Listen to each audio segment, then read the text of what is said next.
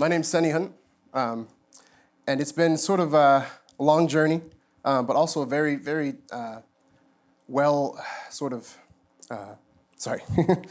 it's been a very complicated journey. It's been filled with ups and downs, and those downs sometimes feel like you can never get out of them. And with that being said, it's always nice to have people around you who support you and can help you kind of get through everything that you are experiencing. And in this journey that I took, music was another big part of that journey. While I may be a solo musician, music is something that I like to share with everyone else. It's something that I like to connect with other people. And so when I play my music, it's my way of sharing myself and getting myself to open up in ways that I couldn't through whether it's talking or going out to play a game with someone that I don't really know. And so music has been that rock that began that building. So as a percussive guitarist, if you don't know what that means, it means that I was confused about what to do with the guitar when I first picked it up. I was a drummer when I was in Sierra Leone, and back when I was about 4 or 5, I started drumming as a way to cope with the commotion of the Civil War. The Civil War in Sierra Leone was one that started in the early mid-1990s and ended in 2002. So well before I came, or after I came here. This war kind of tore through the country, but it also tore through the individual person within the country. I was sort of exposed to things that no one in any circumstance should be exposed to. And that sort of drove me in a direction that I was not only confused with what was going on in my life, but also confused with who I was as a part of that. When I began my first few years in the orphanage, it was sort of a stab at me. I felt like I was torn away from the opportunity to grow up with the family, to grow up with the norm that everyone experiences here. The fact that I didn't have my family with me. I did have my twin sister, and she was sort of another part of my connection, the only other part of connection that I had in Sierra Leone. When we lived in the orphanage, a lot of people kind of think of Annie as the orphan Annie singing along with songs and sort of, it's a hard enough life. Well, it's true. It's not easy, and not every orphanage is the same. But this one, because of the circumstances, it's hard to put blame on the people that raised you or the people that helped you. I always wanted to kind of put blame on someone else or something else, but the fact of the matter is, it's the war itself it didn't allow for that to happen. You can't pick and choose who you blame in a situation like that. And while I was mistreated, and we were all kind of mistreated in the orphanage, it didn't take away from the fact that everybody was trying to survive. Whether it was the orphanage staff, my friends, my family, they were all trying to survive. And so when we went in through this ordeal of the Civil War, that survival was being tested, and our emotions and our connection to each other and our connections to ourselves were being tested.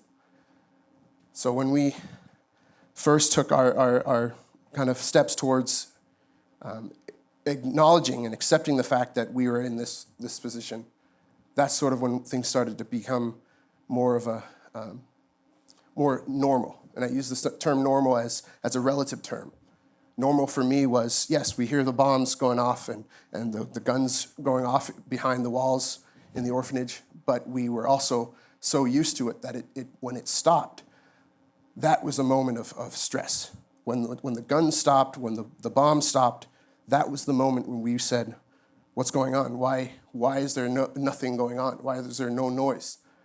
And that sort of silence is deafening because it makes you realize that everything you were used to, regardless of how normal it should be, was all of a sudden not there. So the process I used for coping was drumming. We had very few instruments in the orphanage.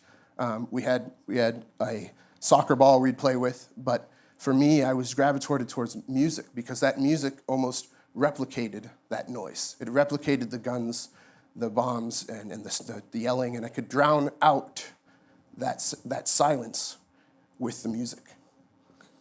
And so when I came to realize that that was the only way I was going to survive this, I realized that that was what I had to hold on to. And at a young age, back then, I didn't think of it as much, and the importance of it didn't really grasp me until I got out, when silence was everywhere. So when I came to the realization that we weren't going to either survive or we weren't going to stay, if we were going to survive, we weren't going to stay in the orphanage, it meant that we had to flee. And so our orphanage was on threat of being attacked. And during this time was sort of the most chaotic, because not only were we running from the war, but we were running from each other.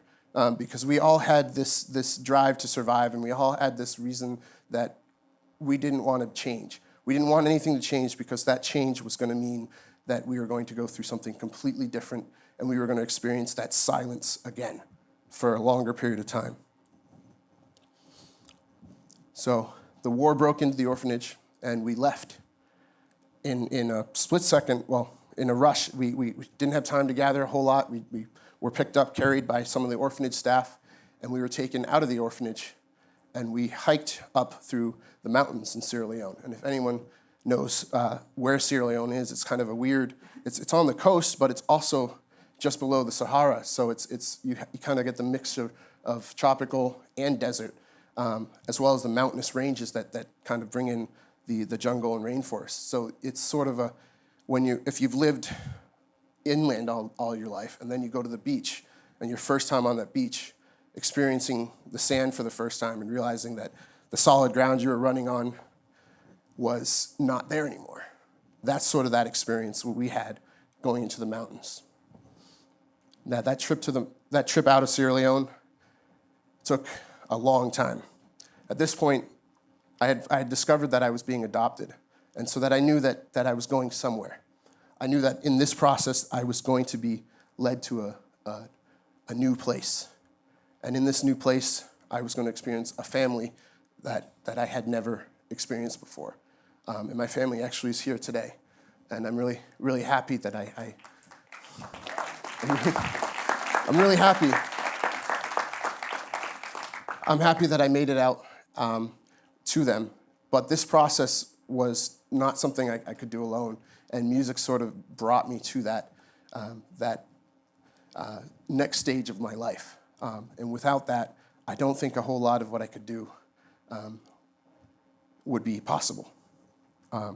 Music sort of was something I could listen to constantly and not have to worry about. I didn't have to argue with the song that I was listening to. I didn't have to silence the song. If I wanted to, I could change it. I could make that song something else. And I play my emotions through my music. And building up my emotion and ways of expressing it came through the songs. I write in the same style that I did when I was in Sierra Leone, even today. I see an instrument, I pick it up, and I drum on it. Or I do something that I wouldn't express in any other way. And the emotion that I put behind my songs is sort of captured through my journey in Sierra Leone. And so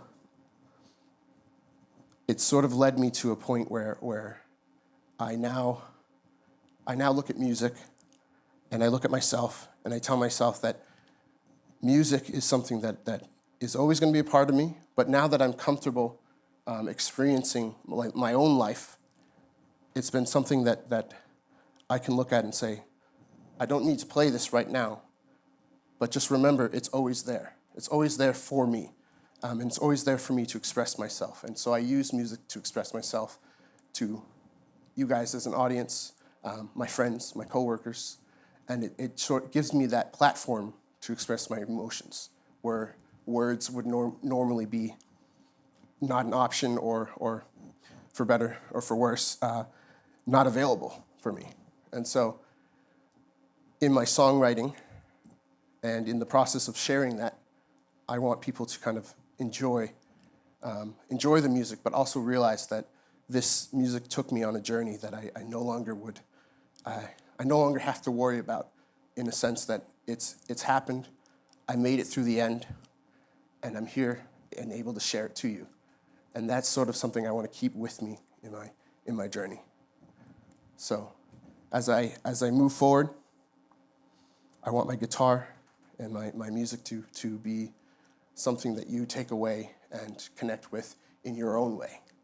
Music is not something that everybody sees the same way, but is a language that everybody understands. You can understand something without seeing it the same way as someone else. And that's why music has been so helpful in getting me to understand myself and understand my situation and understand my connections with you all. I'm going to play a short song that sort of collaborates that style of confusing the guitar with the drum. And I'm going to make that sort of the emotions come out. The song I'm going to play is a song called Stepping Stones. It was a song I wrote specifically about the journey that I took through life and finding music as a way to correct that course.